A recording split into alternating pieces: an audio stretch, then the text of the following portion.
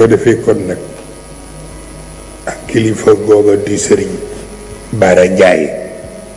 waaw dañu arrêté woon ko ñu ngi koy bàyyi xel ndax dama mës a dégg ci benn émission muy défendre sunu cause ni meenuma sëriñ Moustapha it meenuma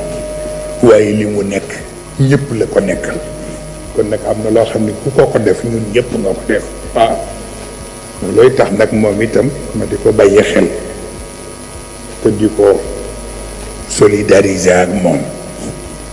te di koy ñaanal yàlla jàmbaar la te ku gëm li mu nekk la waaw bu ko defee loolu rek lañ ni woon wax muy ay baat yu ndaw waaw dafay tolloog nag